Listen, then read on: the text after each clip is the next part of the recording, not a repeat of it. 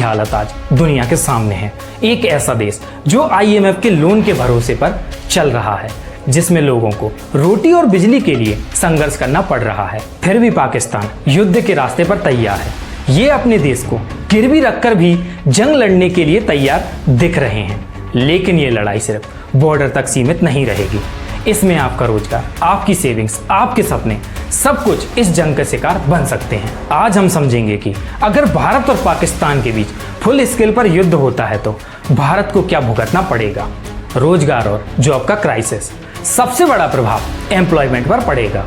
जब वॉर होता है तब गवर्नमेंट का पूरा फोकस डिफेंस और सिक्योरिटी पर शिफ्ट हो जाता है। 2019 के पुलवामा हमले के बाद सिर्फ बॉर्डर स्टेट में बॉम्ब लॉसेस रिपोर्ट किए गए थे। अगर फुल स्केल पर वॉर होता है तो पूरे देश में नई हायरिंग बंद हो सकती है, जिससे मैन्युफैक्चरिंग, आईटी, हॉस्पिटैलिटी और टूरिज्म जैसे सेक्टर सबसे ज्यादा पिट सकते हैं। आईएलओ रिपोर्ट के मुताबिक ऐसे क्राइसिस में अनएम्प्लॉयमेंट 3 से 4% तक बढ़ सकता है। स्टार्टअप इकोसिस्टम और इन्वेस्टमेंट का कोलैप्स। आज भारत दुनिया का सबसे बड़ा स्टार्टअप हब बना हुआ है, लेकिन युद्ध के दौरान इन्वेस्टर्स अपना पैसा सेफ जगह शिफ्ट करते हैं। 2022 में भारत ने 2,500 करोड़ से ज्यादा फंडिंग अट्रैक्ट की थी, लेकिन अनस्टेबल एनवायरनमेंट में ये फंडिंग 40 से 60% तक गिर सकती है। नए आइडियाज बंद हो जाएंगे, नए जॉब्स क्रिएट नहीं होंगे। स्टार्टअप इकोसिस्टम जिसमें लाखों यूथ का करियर जुड़ा है, वो क्रम्बल कर सकते हैं। मैन्युफैक्चरिंग हब बनने का सपना।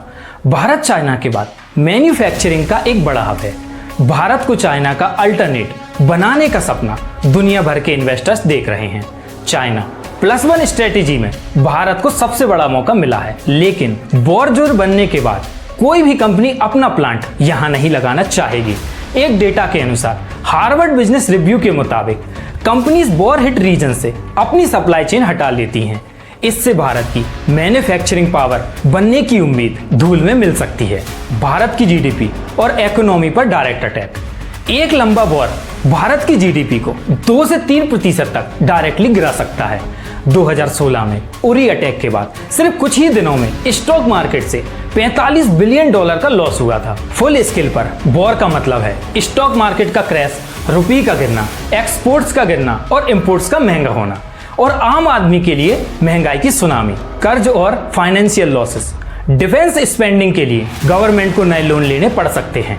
आज भारत का पब्लिक डेब्ट जीडीपी का 81% है। वॉर के बाद मूडी और S&P जैसी एजेंसी भारत की रेटिंग डाउनग्रेड कर सकती हैं।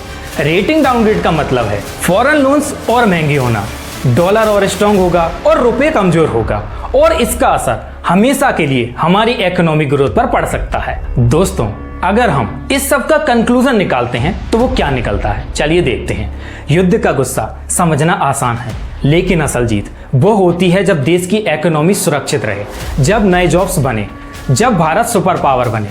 युद्ध सिर्फ एक दिन का सेंटीमेंट है, लेकिन उसके असर दशकों तक दिखाई देते हैं।